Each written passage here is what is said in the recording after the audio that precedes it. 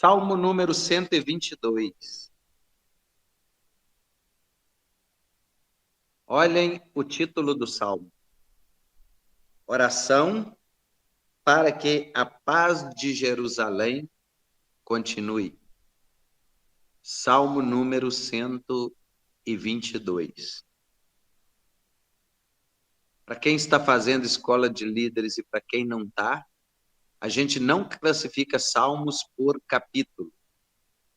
Eu conheço teólogos que fala Salmo, capítulo, número tal, versículo tal. Não, Salmo é um livro profético. É um livro poético.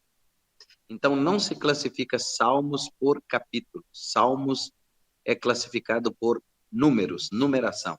Então, o salmo, sendo um livro poético, se classifica por números.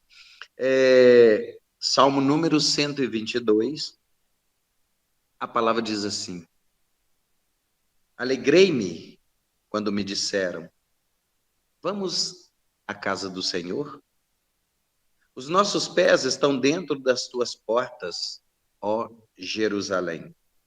Jerusalém está edificada como uma cidade bem sólida, aonde sobem as tribos do Senhor, como testemunho de Israel, para darem graças ao seu nome, ao nome do Senhor. Versículo 5 diz assim: pois ali estão os tronos do juízo, os tronos da casa de Davi. Orai pela paz de Jerusalém. Prosperarão aqueles que te amam. Eu estou lendo aqui, está me dando arrepio. Haja paz dentro de teus muros e prosperidade dentro dos teus palácios. Por causa dos meus irmãos e amigos direi, haja paz em ti. Por causa da casa do Senhor nosso Deus, buscarei o teu bem. Amém? Vamos orar.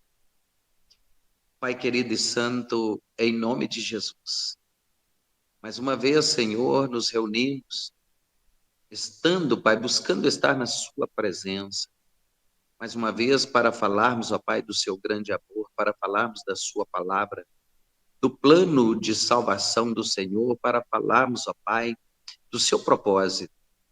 A palavra do Senhor diz que o Espírito do Senhor está sobre nós, porque nós fomos ungidos, separados, legitimados para propagarmos a paz, levarmos a paz, e que haja paz, Senhor, no meio do seu povo, assim como o Senhor determinou que haja paz em Jerusalém, na cidade santa, na cidade do grande rei. Papai, fica conosco nesta noite, nos fortaleça, nos capacita, nos dê estratégias e sabedoria, Pai, para lidarmos com as situações adversas e os dias maus em que estamos vivendo. Papai, que nós possamos render graças ao Senhor, bendizer o seu nome, sermos gratos ao Senhor pela sua grandeza, pela sua bondade infinita e pela sua misericórdia. Fica conosco nesta noite, papai, que essa noite seja uma noite de cura para o nosso ser, para a nossa alma, para o nosso corpo. Papai, que o nosso espírito seja renovado nessa noite e que haja vigor em nós, em nome de Jesus. Amém. Olha como esta palavra, né, que foi dita ou escritas pelo salmista Davi, e muito tempo mesmo, tempos antes de Jesus nascer. A paz de Jerusalém, a paz de Deus, que essa paz, a paz que Filipenses capítulo 4 escreve, a paz que excede qualquer tipo de entendimento.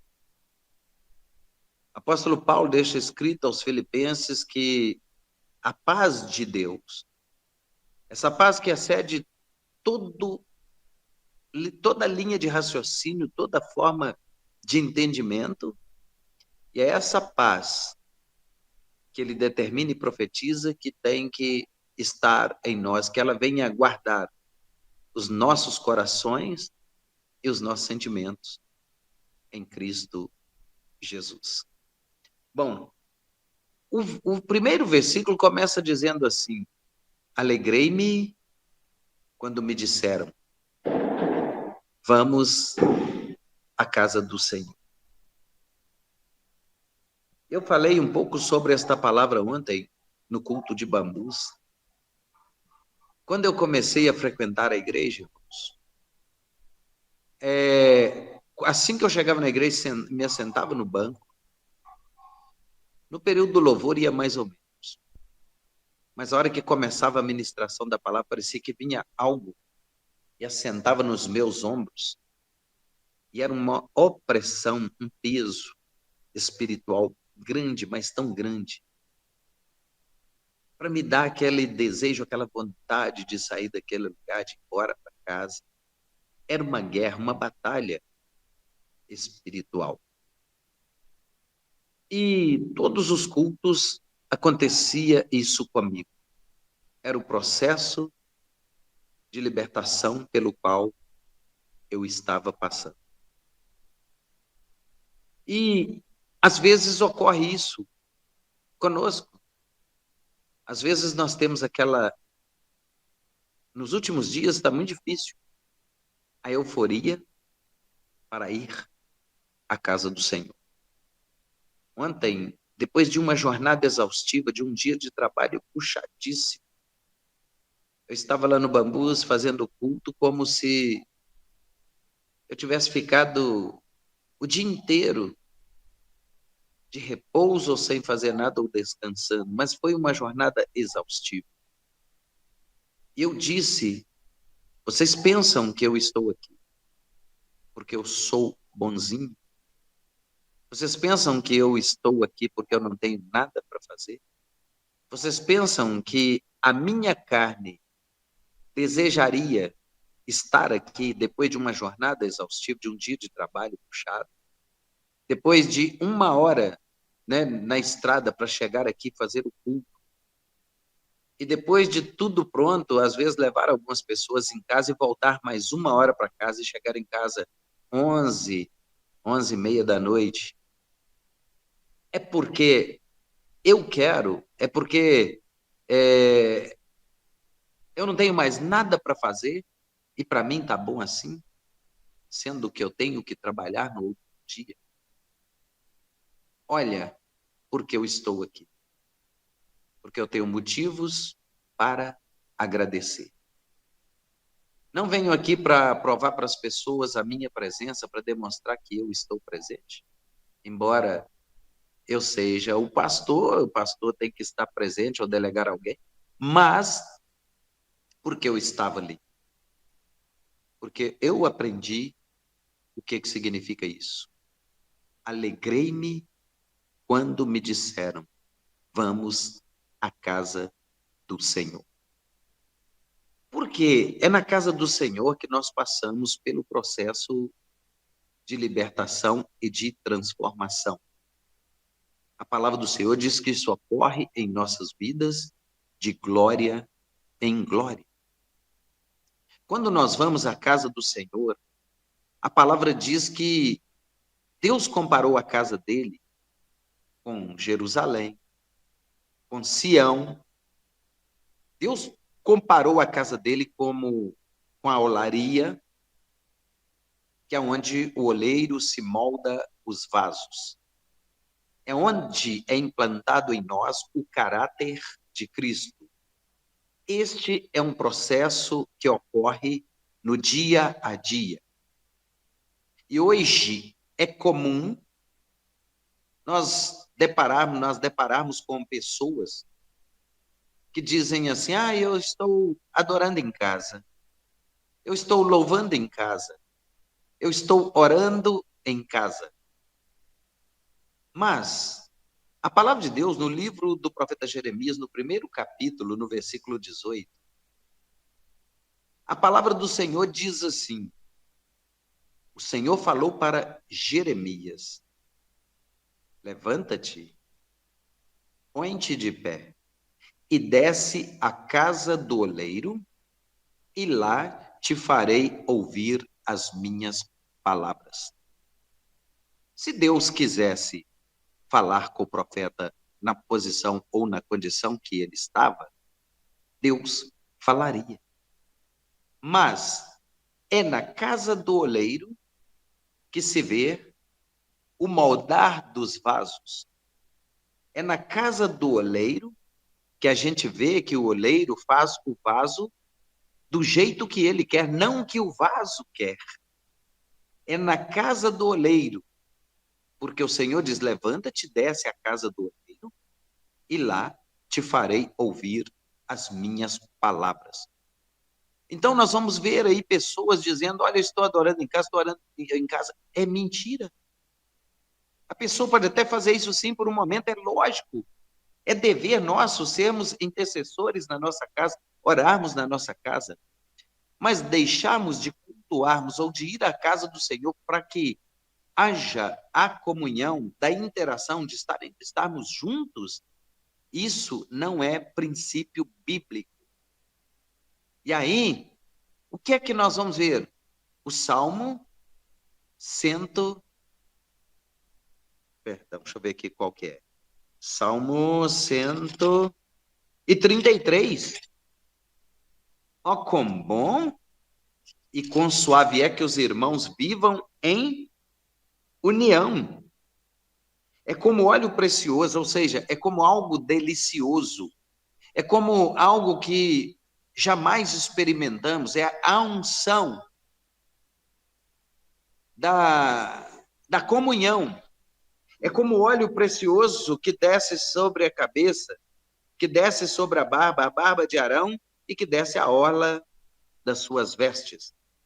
Como o orvalho de Hermon. Hermon também é comparado à igreja, a Sião. Como orvalho de Hermon, nos montes de Sião, sobre ti está as bênçãos do Senhor. Então, como orvalho de Hermon, ou seja, algo delicioso, maravilhoso, um refrigério, como orvalho de Hermon que desce sobre os montes de Sião, porque, olha só, olha como que o Senhor ordena a bênção. Olha só, a parte B do versículo 3 diz assim: porque ali o Senhor ordena a bênção. Ali o Senhor ordena a bênção e a vida para sempre. Então, quer dizer, ó, quão bom e quão suave é que os irmãos vivam em união. Aí a palavra diz: o Senhor disse a Jeremias: levanta-te, põe-te de pé, se posicione e desce à casa do oleiro, que lá te farei ouvir as minhas palavras. E o profeta obediente desceu à casa do oleiro, e lá ele disse o quê? Eu vi que o oleiro fazia o vaso sobre as rodas. E o vaso que ele fez se quebrou, talvez não seria o vaso perfeito. E ele pegou o barro, não desistiu do vaso. Pegou o barro, amassou de novo, colocou sobre a roda e começou a moldar ou fazer outro vaso como bem lhe parecia fazer. Assim somos nós nas mãos do Senhor. Quando nós descemos à casa do oleiro, com alegria. O salmista está dizendo aqui no primeiro versículo, né, do Salmo 122, eu mudei a página aqui. Alegrei-me quando me disseram, vamos à casa do Senhor. Olha, é uma coisa muito interessante a gente pensar isso. Porque como eu disse aqui, que eu vou à casa do Senhor, a cadeira, parece que eu estou com algumas coisas aqui, mas é a cadeira, o forro da cadeira que é azul. Quando a gente vai à casa do Senhor por obrigação, a gente sente o peso espiritual. É uma batalha, é uma guerra espiritual, porque a gente fica com cara de delegado. Nada está bom para a gente.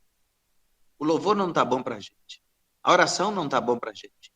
A palavra não está boa para a gente, porque às vezes a gente quer ouvir o que vai massagear o nosso ego, e a gente fica lá, com cara de delegado, com cara de quem foi batizado no pote de vinagre. Mas o salmista está dizendo aqui que a coisa muda, a situação muda, não é? A geografia muda, o ambiente muda, quando nós nos alegramos na casa do Senhor. Ontem eu fiz esse comparativo lá em Bambus. Olha para o seu lado direito, olha para o seu lado esquerdo. Veja se tem alguém aí que está alegre porque está na presença. Veja se tem alguém aí que está feliz porque veio à casa do Senhor. A Jerusalém, que é comparada à casa do Senhor, a cidade do grande rei, do grande eu sou, a cidade do rei Davi, e hoje está sendo lá bombardeado, está numa guerra, bombardeando e sendo bombardeados. Agora, eu chamo a atenção dessa situação para nós. Olha, quando a gente vai na casa do Senhor, quando a gente vai no culto, ou à igreja, como ontem, por exemplo, eu falei, nós temos aqui talvez milhares de motivos para estarmos alegres e agradecermos a Deus, porque tudo que está ocorrendo lá e em algumas nações da terra não chegou até nós, por enquanto. E como seria a nossa reação, ou que tipo de resistência nós teríamos para ver nossos filhos? Eu estava olhando, quando o Hamas sequestrou algumas crianças, enjaularam algumas crianças, e elas estavam assim, ó, segurando as grades como se fosse um animal na jaula, tiradas à força de seus pais e levadas para o cativeiro, sequestradas. Pensa bem, aqui quem tem filho e quem ainda não tem, pensa bem numa situação como essa. Olha só para vocês verem, agora eu entro no fator primordial desse assunto. Quem leu a Bíblia, quem conhece a Bíblia, vai ver que há uma aliança de Deus para com o homem, um tratado, um pacto de Deus para com o homem. O homem, Deus estabelece os princípios, é a vontade dele que prevalece. O homem cumpre princípios e Deus cumpre promessas. É aliança, é tratado, é pacto. E esses princípios são estabelecidos desde o começo, desde a criação. Sempre que o homem deixa de cumprir princípios, Deus deixa de cumprir promessas. Um dos descumprimentos dos princípios, aquela tal de festa rei. Foi por lá que os terroristas entraram. Ninguém viola o espaço aéreo de Israel e por terra, para chegarem, como eles chegaram lá. Nesse território, há um espaço, eu calculo, mais ou menos de 5 quilômetros em linha reta, um baixadão, de campos minados. Campo minado, ninguém passa para lá nem para cá, mas entraram por lá e chegaram a essa festa. O que tinha nessa festa? Tudo que você pode imaginar, menos Deus. Uma semana antes, fizeram uma festa, uma passeata do LGBTQIA+, desafiando os princípios estabelecidos por Deus na sua palavra. Não tem nada contra eles, ou contra quem pratica, eu tenho contra o pecado. E o descumprimento de princípios. Aí entra a lei de Deus. Deus falou, sempre estarei com vocês quando vocês estiverem na aliança comigo. Deus sempre propôs restauração de aliança.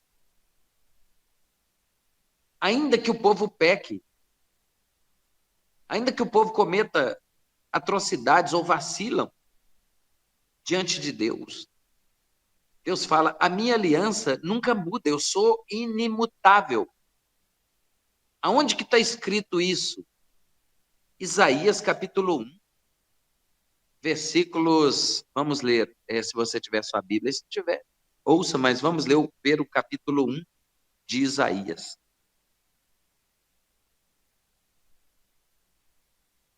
Capítulo 1 de Isaías.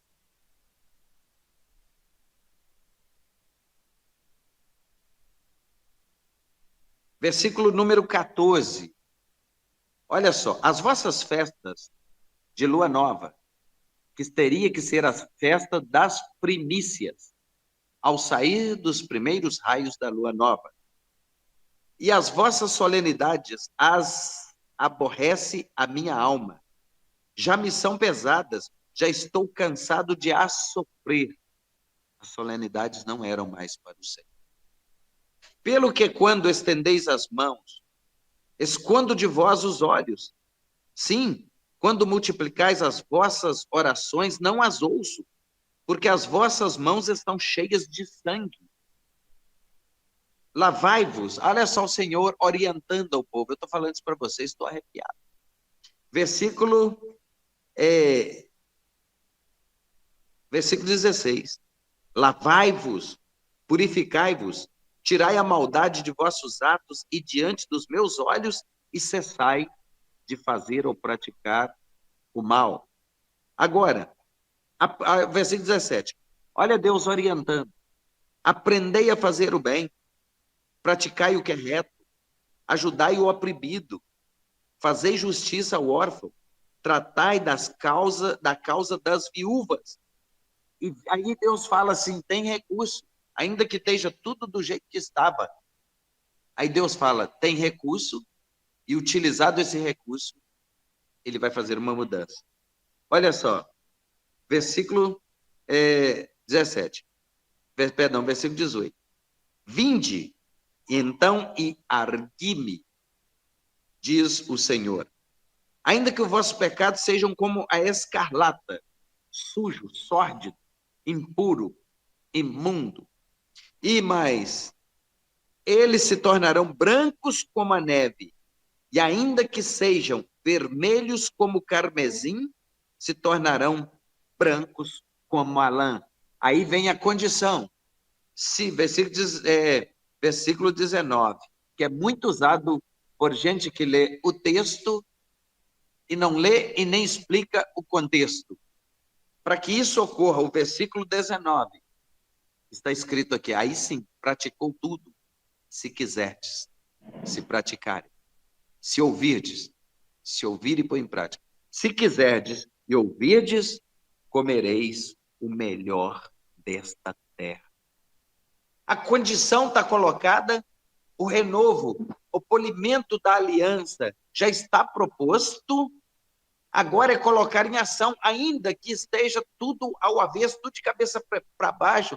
O homem pensa que fez tudo errado, que nada está certo. Ele está dizendo, é só se voltarem para mim, é só se voltarem, é só buscarem a minha presença, é só buscarem a minha face, é só se converter dos seus maus caminhos, é só orar, é só se humilhar, é só se colocar, se posicionar, como ele falou com o profeta Jeremias, levanta-te e desce à casa do oleiro, que lá te farei ouvir as minhas palavras. Agora, voltando aqui para o Salmo 132, para a gente dar prosseguimento. Então, 122. Então, a palavra diz o quê? Alegrei-me quando me disseram, vamos à casa do Senhor. Não tem desculpa. Não tem desculpa, não tem outra alternativa, não tem outra saída a não ser congregar. Porque quando eu congrego, eu estou aprendendo com o seu testemunho, você está aprendendo com o meu testemunho, e nós, em comunhão, em união, nós vamos promover a bênção de Sião para nós e para o nosso povo. Por isso ele disse, olha, como o orvalho de Hermon sobre os montes de Sião, ali o Senhor ordena a bênção e a vida para sempre. O que significa isso? A bênção sem medida, e vida para sempre significa vida, vida em abundância e vida eterna em Jesus Cristo. É isso que a palavra fala, mas é quando há união, é quando há comunhão, é quando estamos juntos, quando estamos celebrando juntos, é como estamos orando juntos.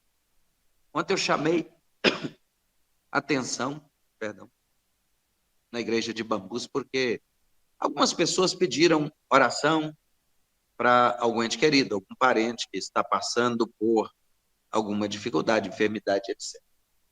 Eu chamei as pessoas que iriam representar alguém, um ente querido, e foram para frente. Então, quer dizer, quem não foi é porque aparentemente tudo estava bem para eles. Aí eu peguei e disse, agora estão aqui os que estão intercedendo por um ente querido, os que vão orar. Então, nós vamos fazer o quê? Uma oração de clamor. O que é uma oração de clamor? É quando nos ajuntamos num lugar e vamos orar e clamar o favor e a bondade de Deus. E quando é clamor, não tem limite para você tocar a trombeta. Existem pessoas que dizem que não precisa, Deus não é surdo.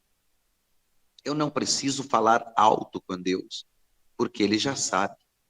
E de fato Ele sabe mesmo. Nossos pensamentos são a média de 10.000 por dia, são conhecidos de Deus, todos conhecidos de Deus antes de serem formulados. Porém, quando eles estavam rodeando a muralha de Jericó, rodearam as muralhas de Jericó porque eles teriam que tomar posse daquele território. Deus mandou rodear 6 vezes, marchando e calado.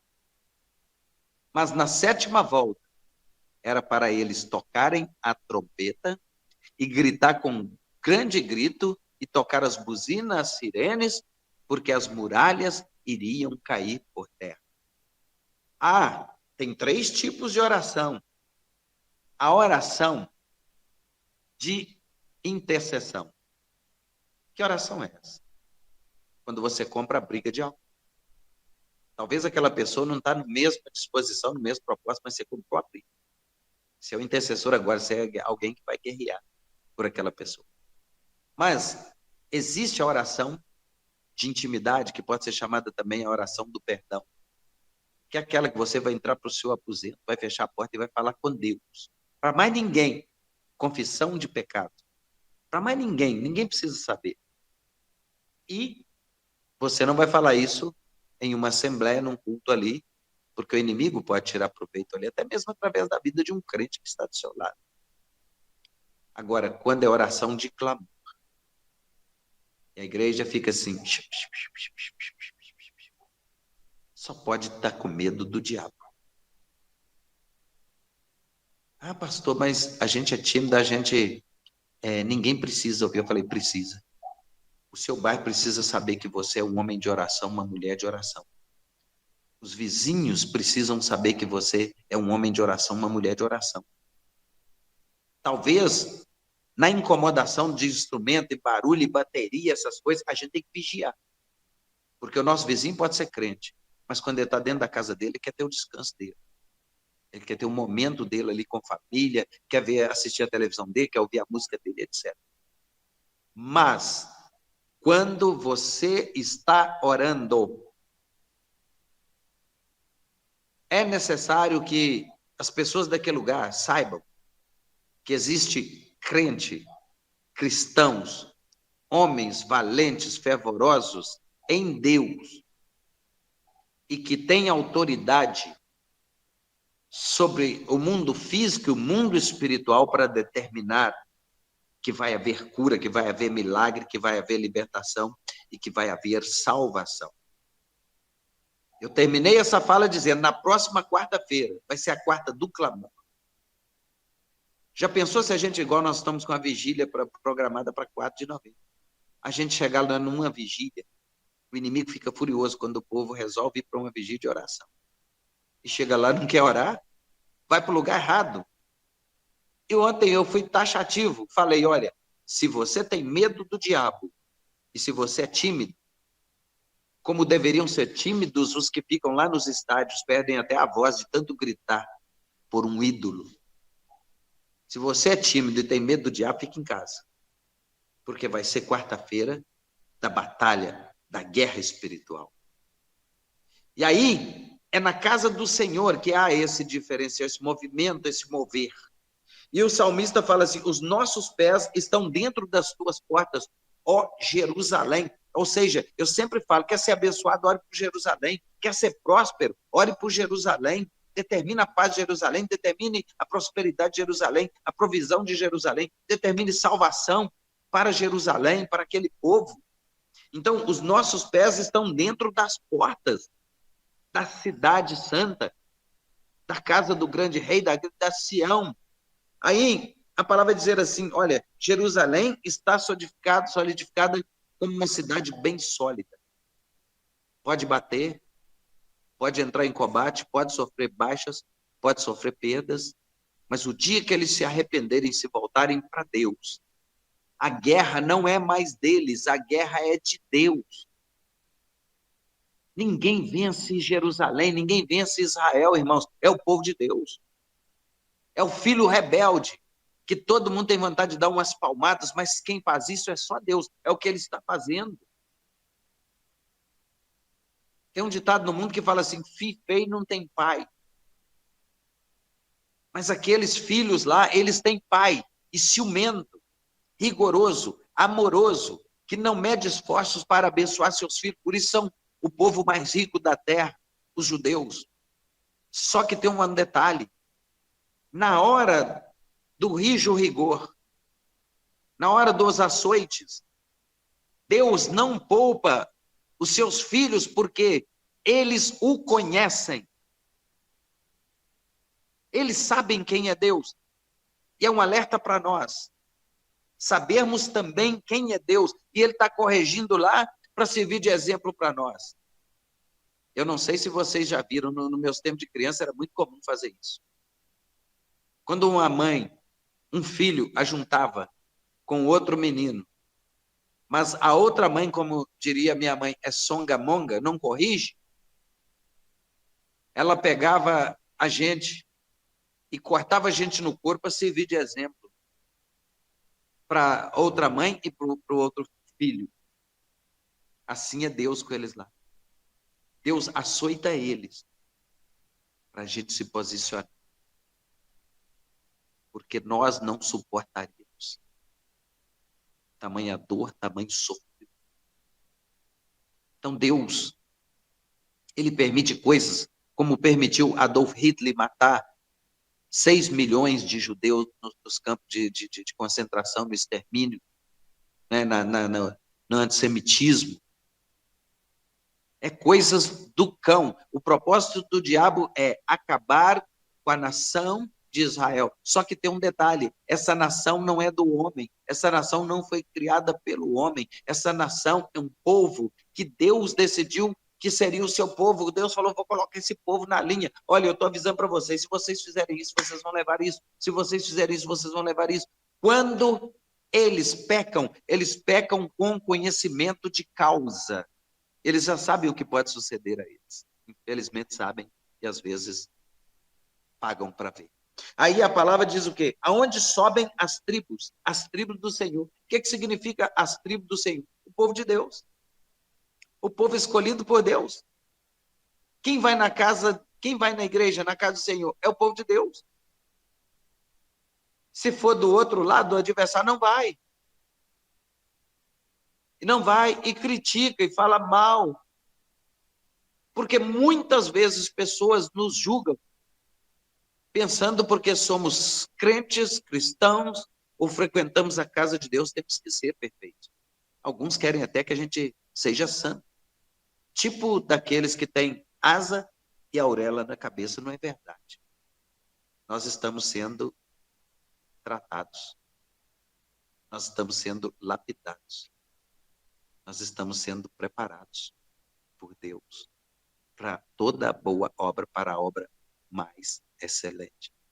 Nós estamos sendo transformados, e a Bíblia diz que é de glória em glória. Por isso, a glória, ou os glória a Deus que eu dei ontem lá no Bambus, para hoje já não servia mais. Hoje eu tenho que continuar glorificando ao Senhor, porque Ele continua sendo bom para mim e para todos nós. Hoje é motivo de glorificarmos. Novamente, continuando, a palavra diz que é de glória em glória. E mais, né? Olha só, ali sobem as tribos de Israel como testemunho de Israel para darem graças ao nome do Senhor. Ou seja, nós vamos lá para bendizer, nós vamos lá para agradecer, para dar glória e dar graças ao nome do Senhor. É para isso que nós vamos à casa do Senhor. Alegrei-me quando me disseram, vamos à casa do Senhor. Versículo 5, pois ali estão os tronos do juízo, os tronos da casa de Davi. Davi pecou, a gente sabe, mas era o homem segundo o coração de Deus. Davi pecou, mas tinha o coração quebrantado, ele se arrependia. Davi pecou por muitas e muitas vezes contra a santidade de Deus, mas reconheceu. E Deus falou, olha, mesmo tendo tudo isso, feito tudo isso que você fez, nunca vai faltar varão que se assente no seu trono. Então, nessa comparação, né, os tronos, né, do juízo, né, como Jesus veio daquela terra, aquela cidade, essa cidade chamada a cidade santa Jerusalém, a cidade do grande rei. E ele vai voltar por ali. E vai fazer juízo e justiça, ele vai julgar por ali. Mas olha só, os tronos da cada vez. Versículo 6. Eu sempre falo isso, eu sempre me dediquei a isso, é tanto que em todos os nossos alvos de oração, propósitos de oração, né, comandos proféticos, um dos alvos dos comandos ou da oração é orar pela paz de Jerusalém. Quando oramos pela paz de Jerusalém, prosperarão todos aqueles que te amam. Não somos judeus. Às vezes a gente até usa algum acessório, como talit, às vezes a gente usa alguma coisa, algum símbolo do judaísmo, mas nós somos enxertados. E nós usamos para honrar, para lembrar que tudo vem de lá.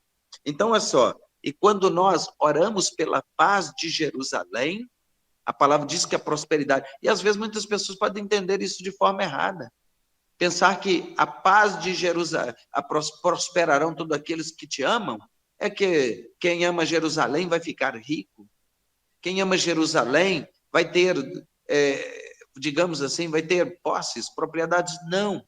A prosperidade, quando a palavra está dizendo assim, prosperarão aqueles que te amam, significa prosperidade, ausência de necessidade.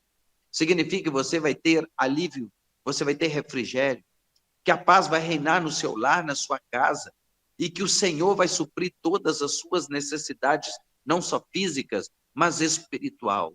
E Atos 16, 31, ele já deixou escrito essa prosperidade. Crê no Senhor Jesus e será salvo tu e a tua casa. Ou seja, essa prosperidade é a maior de todas e a que nós devemos buscar. Você está vendo uma sombra, vocês estão vendo uma sombra passando aqui, é o Arthur, que está circulando em volta da mesa aqui. Prosperarão todos aqueles que te amam. E o versículo 7, irmãos, nunca deixem de orar pela paz de Jerusalém. Mas quando você orar pela paz, acrescenta as coisas que é necessário àquele povo. Livramentos contra os seus inimigos. Saúde para aquele povo, inteligência, sabedoria, embora eles sejam um dos povos mais sábios da terra, mais inteligentes, e promessa de Deus se cumprir na vida daquele povo. Vocês pensam que toda a ciência, toda a tecnologia vem desses países aí de primeiro mundo, que nós pensamos que são pessoas muito sábias, muito inteligentes, como China, como Japão e etc. Taiwan, não. A tecnologia costuma sair de lá. Cura para muitos tipos de enfermidades que antes eram consideradas doenças incuráveis. Deus deu inteligência para aquele povo, para criar medicamentos. Deus deu inteligência àquele povo. Se você andar por Israel, você fica maravilhado de ver a inteligência daquele povo, de tirar e dessalinizar a água do mar, a ponto de você beber dela e achar que é água mineral. Não é? Israel é um país pequeniníssimo, mas produz praticamente tudo que eles necessitam no deserto, praticamente áreas desérticas. E a palavra diz o quê? Quando a gente ora pela paz daquele povo, nós prosperaremos também. O versículo 7 diz assim: haja paz dentro dos teus muros, haja paz dentro dos teus domínios. Ou seja, aí nós vamos lá no Salmo 127. Haja paz dentro dos seus muros. O que significa? Se Deus não guardar a cidade, em vão vigia a sentinela. Se Deus não guardar a casa, não adianta muro de 4, 5 metros de altura, cerca elétrica, cachorro bravo, segurança, vigilância. Porque isso pode ser eficaz contra algumas ações do homem, mas não é eficaz contra um câncer, como uma doença grave que pode acometer qualquer pessoa a qualquer momento. Por isso, no Salmo 127, a palavra diz: se Deus não guardar a cidade, em vão vigia a sentinela. E se Deus não edificar a casa, em vão trabalham os que a edificam. Deus tem que guardar a cidade. Se Deus não guarda a cidade, ela é vulnerável. Se Deus não guardar a cidade, as ações do adversário não vai prevalecer, como nós vimos. Essa palavra é bem propícia ao momento que eles estão vivendo. Se Deus não guardar a cidade, em vão vigia a sentinela. E se Deus não edificar a casa, em vão trabalham os que a edificam. Então, logo em seguida fala: inútil vos será trabalhar, levantar de madrugada, talvez, né, com mal-estar ou cansado, para comer pão de dores, pão de sofrimento. E a palavra diz aqui, olha só, o versículo: haja paz nos teus muros e prosperidade dentro dos teus palácios. O que significa isso, meus irmãos? Provérbios. A palavra do Senhor diz, né? Quando o justo governa, o povo se alegra. Mas quando o ímpio pecador governa, o povo geme. Aí entra a parte que dói. Porque a Bíblia diz que o povo tem o governo que merece, por causa de suas ações. Não é? Não sei se vocês viram. Alguns dias atrás, foi no nosso estado, talvez vocês não tenham visto, um caminhão de botijão de gás que tombou. E o povo para saquear a carne, correndo risco de morte. Há pouco tempo atrás, tombou um caminhão de carne. Gente carregando 2, 3 pernil, jogando dentro do carro. E a vergonha depois a polícia parou e multou todo mundo e fez devolver a carga. É um povo que cobra a justiça de Deus. É um povo que fala que Deus é justo. É um povo que chama a justiça de Deus para o seu irmão. Às vezes, diante de uma situação passiva de ser resolvida ali, ou de alguém abrir mão de alguma coisa. Um povo que, às vezes, não revê os seus conceitos e quer que as coisas sejam a ferro e fogo, dente por dente, olho por olho. E um povo que ainda não aprendeu a se posicionar ou trocar de lugar. Quando a gente aprende a trocar de lugar, a gente aprende com o sofrimento dos outros. Quando a gente aprende a trocar de lugar, a gente aprende e entende que não é um lugar que gostaríamos de estar e não desejaríamos para ninguém também. E aí, olha só, haja paz dentro dos teus muros e prosperidade dentro dos teus palácios, versículo 8, por causa dos meus irmãos e amigos. Agora é desejar o bem para o próximo, desejar bem para aqueles que são amigos, direi, haja paz. A paz que não se compreende, a paz que excede qualquer forma, o tipo de entendimento. Que essa paz, né, venha guardar os nossos corações, os nossos sentimentos em Cristo, para que haja arrependimento, para que haja salvação em Cristo Jesus, quando nos arrependemos. Quando João Batista aparece pregando no deserto da Judéia, em Mateus capítulo 3. Ele chama aqueles fariseus, saduceus, publicanos, pecadores, e diz assim: arrependei-vos, porque é chegada a vós o reino dos céus. Arrependei-vos. E mais, o versículo 9. Por causa da casa do Senhor, nosso Deus. A casa do Senhor, em primeiro lugar, somos nós. O templo do Espírito Santo. O templo do Espírito Santo tem que produzir frutos do Espírito. Por causa da casa do Senhor, o templo lá, as quatro paredes, é o lugar que nos reunimos. Quando estamos separados fisicamente, somos templo.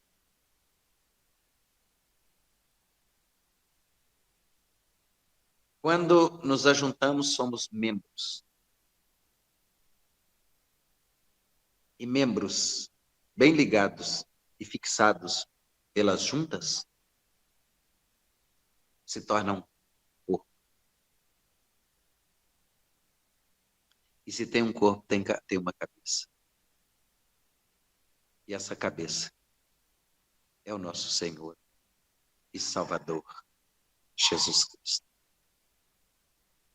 É simples assim. Casa, templo do Espírito Santo somos nós. A edificação, as quatro paredes, é o templo, que se Deus não estiver lá, e se nós não estivermos lá, não passa de quatro paredes. Mas quando nós, no individual, templos do Espírito Santo, casa do Espírito Santo, que produz os frutos do Espírito. Agora, quando nos ajuntamos, bem fixados, bem ligados, né? Como o Salmo 133 diz: ó, quão bom e quão suave é que os irmãos vivam em união. Bem fixados, bem ligados, unidos.